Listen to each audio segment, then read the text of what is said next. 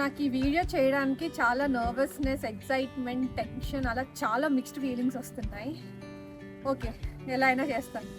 Hello everyone, welcome back to my channel.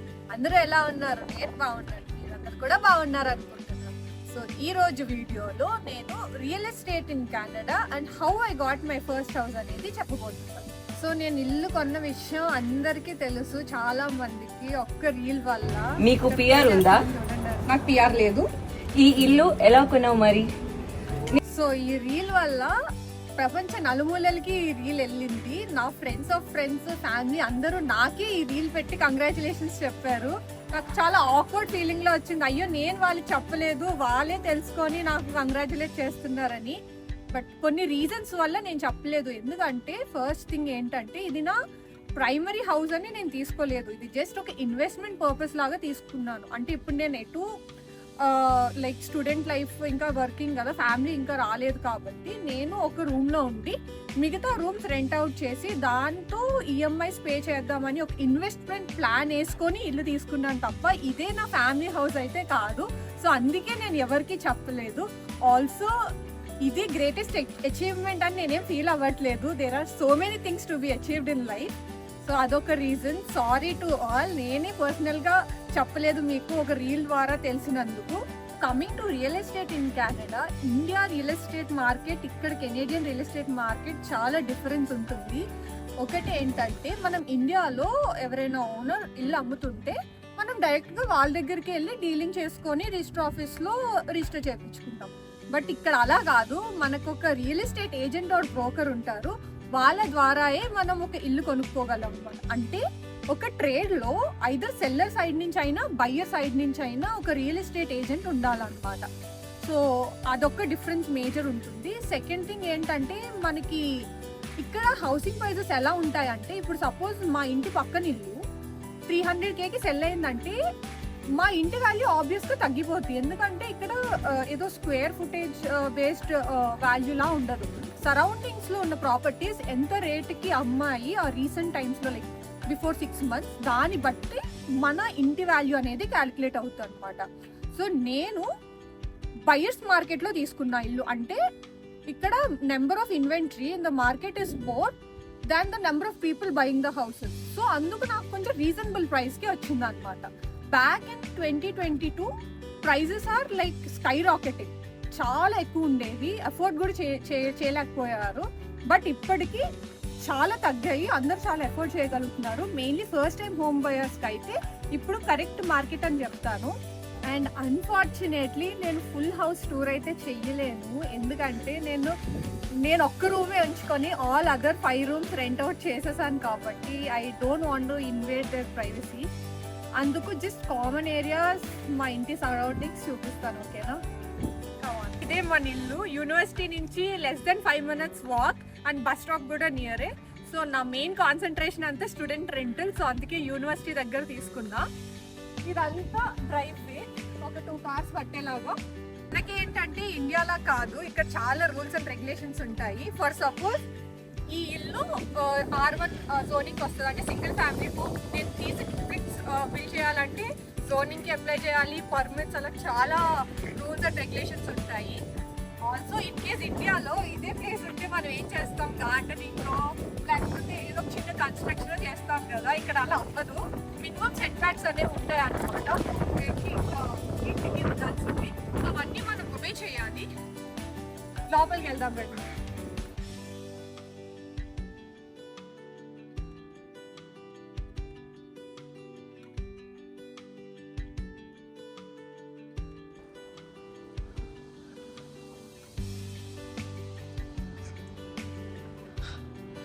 So ఇలా enter అవ్వగానే ఇక్కడ చిన్న డెకార్ పీస్ లాగా మిర్రర్ అది పెట్టాను. అది జస్ట్ ఆర్టిఫిషియల్ ప్లాంట్స్ అవన్నీ. నా ఆయనకి చూస్తున్నారు కదా, ఇది స్టోరేజ్ అనమాట, స్టోర్ రూమ్ లాగా. స్టెప్స్ కిందన స్టోర్ రూమ్లా ఇచ్చారు. సో ఇలా వస్తే ఇది shoe rack and coat hangers లాగా, జస్ట్ అలా షూస్ అండ్ కోట్స్ పెట్టుకోవడానికి. సో ఇలా హాల్వే నుంచి స్ట్రైట్ వెళ్తే రైట్ సైడ్కి పైకి మెట్లు, సో ఇలా పైకి వెళ్తే ఒక 2 రూమ్స్ ఉంటాయి. ఆ 2 రూమ్స్ కూడా నేను రెంట్ అవుట్ చేసేసాను. జస్ట్ ఇలా పైకి వెళ్తే ఆ 2 రూమ్స్ తప్ప ఇంకేం ఉండవు. అలాగే ఇలా స్ట్రైట్ వస్తే ఇక్కడ లెఫ్ట్లో ఒక వాష్రూమ్, కామన్ వాష్రూమ్, అండ్ ఇదొక బెడ్రూమ్. ఇది నేను చూపించలేను, ఇది నా ఫ్రెండ్కి రెంట్ అవుట్ చేశాను కాబట్టి నేను చూపించలేను. సో ఇలా వస్తే ఇది జస్ట్ ఇలా లెఫ్ట్ సైడ్కి కిచెన్, రైట్ సైడ్కి హాల్, లివింగ్ ఏరియా. సో ఇది map of the world DIY నేనే చేశాను. నేను ఒక వీడియో కూడా పోస్ట్ చేశాను దానికోసం, నా ఛానల్లో ఉంటుంది చూడండి. ఈ వాల్లో ఒక ప్లాన్ ఉంది, ఇంకా చేయాలి. చాలా DIYs అనుకున్నా కానీ ఇంకా ఏం చేయలేదు, కొన్నే చేసా. ఇది ఫుల్ సైజ్ మిర్రర్ ఇలాగా. అండ్ ఇది నా రూమ్, ఇది TV unit. So TV unit background కూడా నేనే చేశాను DIY. ఏం లేదు, అమెజాన్లో మనకి ఇలాగా స్టిక్కర్స్ ఉంటాయి అన్నమాట, ఇలా ప్రింటెడ్ స్టిక్కర్. సో అవి తెచ్చి పైనుంచి కింద దాకా స్టిక్ చేసా. సో ఇలా లెఫ్ట్కి వస్తే ఇది కిచెన్. కిచెన్లోనే దేవుణ్ణి కూడా పెట్టుకున్నా, ఎందుకంటే మాకు ఇక్కడ సెపరేట్ పూజ గది అన్ను ఏం లేదన్నమాట. సో ఇది స్టవ్. ఇది పాత ఇల్లు కాబట్టి కొంచెం క్యాబినెట్స్ అన్నీ కూడా పాతగానే ఉన్నాయి. రీమోడల్ చేయించవచ్చు కానీ ఎందుకు, ఇది ఒక ఇన్వెస్ట్మెంట్ ప్రాపర్టీ కదా, మనం ఎక్కువ రోజులు ఉండం కదా అని నేనేం చేయించలే. ఎందుకంటే స్టూడెంట్స్కి రెంటల్స్కి ఇస్తాం కదా, వాళ్ళు ఎలా ఉంచుతారు అనేది మనం చెప్పలేం. సో ఇదన్నమాట, ఇక్కడ అన్ని అప్లయన్సెస్ పెట్టుకున్నాము. అండ్ షింక్, స్టవ్, క్యాబినెట్స్ అయితే నార్మల్గా ఇంత పెద్ద కిచెన్ రావడం చాలా రేర్, బట్ లక్కీగా ఈ ఇంటికి పెద్ద కిచెన్ ఇచ్చాడు. అండ్ ఇదిగో ఇక్కడ దేవుణ్ణి పెట్టుకున్నా. సో అలా స్ట్రైట్ బయటకు వెళ్తే బ్యాక్ యార్డ్, ఇంకా లెఫ్ట్ ఏమో బేస్మెంట్. సో బేస్మెంట్కి వెళ్దాం, చూపిస్తాం. సో ఇలా కిందకి వెళ్తే బేస్మెంట్లో కూడా ఒక 2 రూమ్స్ ఉన్నాయన్నమాట. ఒకటి చాలా పెద్ద రూమ్, ఆల్మోస్ట్ 2 రూమ్స్ సైజు, ఇంకా ఒకటి నార్మల్ కొంచెం రీజనబుల్ సైజ్. బేస్మెంట్లోనే లాండ్రీ కూడా ఉంటుంది. సో ఇది లాండ్రీ. సో ఇలా వెళ్తే ఇవి ఒక 2 రూమ్స్, ఇక్కడ ఒక రూము, అక్కడ ఒక రూము. మొత్తం ఇల్లంతా కామన్ ఏరియాస్ అన్నీ సెన్సర్ లైట్సే అనమాట. వాళ్ళకి సెపరేట్ కిచెన్ ఉంటుంది. ఇది లాండ్రీ ఏరియా. సో ఇది బ్యాక్ యార్డ్.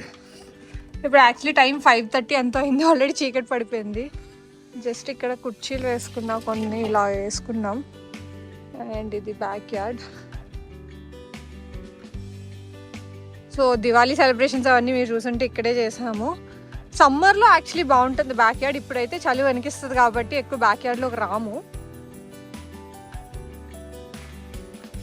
ఫస్ట్ డే నేను ఒక ఏజెంట్ దగ్గరికి వెళ్ళే ముందే నేనే నా ఓన్ రీసెర్చ్ చేసుకొని ఓపెన్ హౌసెస్ అటెండ్ అవుతూ, ఇన్స్టాగ్రామ్లో రీల్స్ చూస్తూ, అంటే రియల్టర్స్ పోస్ట్ చేస్తారు కదా అవి, అండ్ ఆల్సో వెబ్సైట్స్లో లిస్టింగ్స్ చూస్తూ ఇవన్నీ ఒక లిస్ట్ అంతా ప్రిపేర్ చేసుకున్నాను. ఎస్గా ఓకే ఇంకా సార్ట్అవుట్ చేసా, ఇది నాకు కావాలి, నాకు ఇన్ని రూమ్స్ ఉండాలి, నేను ఇన్ని బెడ్రూమ్స్ రెంట్ అవుట్ చేసి నేను ఇంత ఉండాలి, సో అవన్నీ ఎక్స్పెన్సెస్ కవర్ అవ్వాలి అని ఒక ఫినాన్సెస్ అన్నీ వేసుకొని లిటరలీ ఒక 20 హౌసెస్ దాకా చూసాం, 10 to 20 హౌసెస్. అలా చూసి ఈ ఇల్లు ఇంకొక ఇల్లు ఫైనలైజ్ చేసాం, ఇంకా ఆఫర్ పెడదాము అని. ఇక్కడ ఏంటంటే మనకి లిస్ట్ చేసిన ప్రైస్కి ఇల్లు కొనలేము. ఐదర్ అంటే కొనొచ్చు, నేనేమంటా అంటే ఇప్పుడు ఇండియాలో ఎలాగా ఒక 50 lakhsకి ఒక ప్రాపర్టీ ఉందంటే మనం బేరమాడి 45 lakhsకో ఎంతో ఆర్ 50 lakhsకో ఇంకా బిల్డర్ స్టబర్న్గా ఉంటే కొంటాం. కానీ ఇక్కడ ఏంటంటే మనం బిడ్డింగ్ చేయాలన్నమాట. రఫ్ క్యాలిక్యులేషన్ చెప్తాను ఎలా ఈ ఆఫర్స్ అండ్ బిడ్డింగ్స్ వర్క్ అవుతాయి కెనడాలో అనేది. ఫర్ సపోజ్ ఈ ఇల్లు లిస్టింగ్ ప్రైస్ $400,000 అనుకోండి.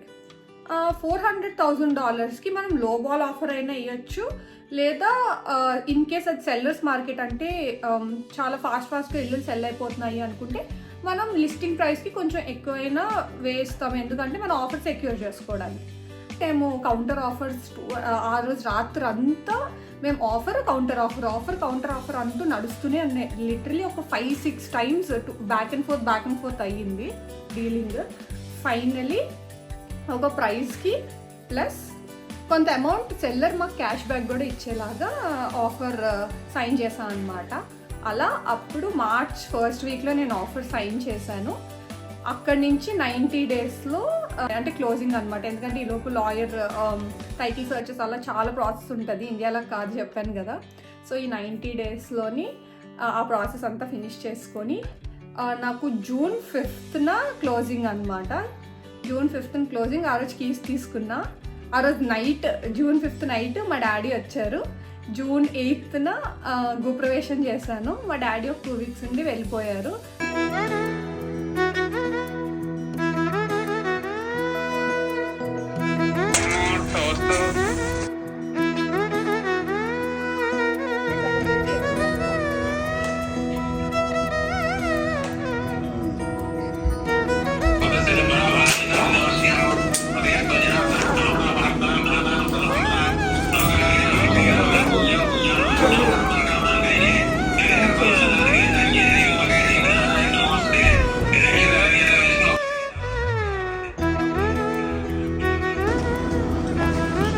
కృష్ణ బాపిరాజు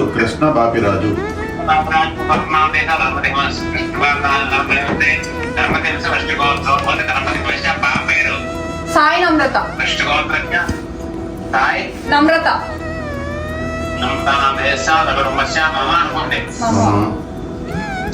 అంతా అంటే నాకు ఎప్పుడైతే నేను ఇల్లు కొనగలను అని నాకు అర్థమైందో ఇదంతా ప్రాసెస్ చాలా ఫాస్ట్గా అయిపోయింది. అంటే నా మోటివేషన్ అనుకోవచ్చు, నేను చేసిన రీసెర్చ్, ఓకే నేను చూసి నేను కొనగలను, ఈ ఇల్లు బాగానే వస్తుంది అన్న ఒక, అంటే నా రీసెర్చ్ నాకు బాగా హెల్ప్ అయింది అనమాట. నేను అప్పటికే చాలా ఇల్లు చూశాను, చాలా ఓపెన్ హౌసెస్ అటెండ్ అయ్యాను కదా. సో ఓకే ఇది నాకు రీజనబుల్ ప్రైస్ అనిపించింది. నాకు ఇప్పుడు టోటల్ 6 bedrooms ఈ ఇల్లు. కిందన సెపరేట్ యూనిట్, వాళ్ళకి సెపరేట్ కిచెన్ అవన్నీ ఉంటాయి కాబట్టి అది సెపరేట్ యూనిట్ కింద రెంట్ అవుట్ చేశాను. ఇక పై యూనిట్లో నేను ఒక రూమ్ ఉంచుకున్న, మిగతా 3 rooms రెంట్ అవుట్ చేసేసాను. సో నాకు నా బిల్స్, ఇన్సూరెన్స్ మోస్ట్లీ అన్నీ కవర్ అయిపోతున్నాయి అనమాట. సో ఇదంతా అడ్వాంటేజే కదా, అందుకు ఈ స్టెప్ తీసుకోవాల్సి వచ్చింది.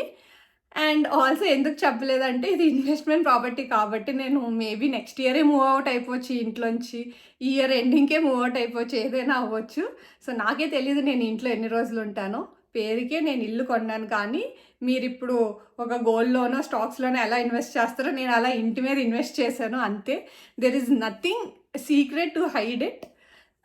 సో చాలామంది అనుకునే ఉంటారు ఇల్లు కొనుక్కుంది కానీ చెప్పలేదు. ఏం లేదండి, నాకు I'm so much happy to share. ఎందుకంటే నేనే కాదు, నాతో పాటు ఉండేవాళ్ళు కూడా డెవలప్ అవ్వాలనేదే నా మోటో.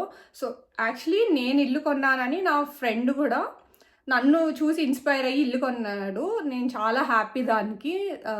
సో అలా మీలో కూడా ఎవరైనా కెనడాలో ఉండేవాళ్ళు స్టూడెంట్గా వచ్చి పిఆర్ వేసుకొని ఉంటే నన్ను కాంటాక్ట్ అవ్వండి, నేను మీకు హెల్ప్ చేస్తాను. మీకు నిజంగానే ఇల్లు కొనుక్కునే ప్లాన్ ఉంటే నేను ఏం చేయాలి, ఎలా రీసెర్చ్ అది చేయాలని గైడ్ చేస్తాను నాకు తెలిసినంతలో.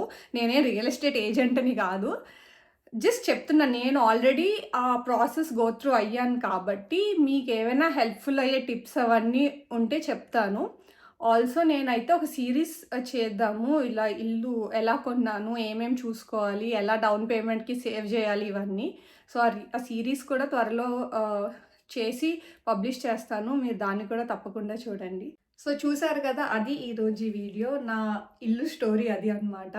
And thank you each and everyone who wished me, who congratulated me. Thank you all for your blessings. See you all in the next video. Subscribe. Bye.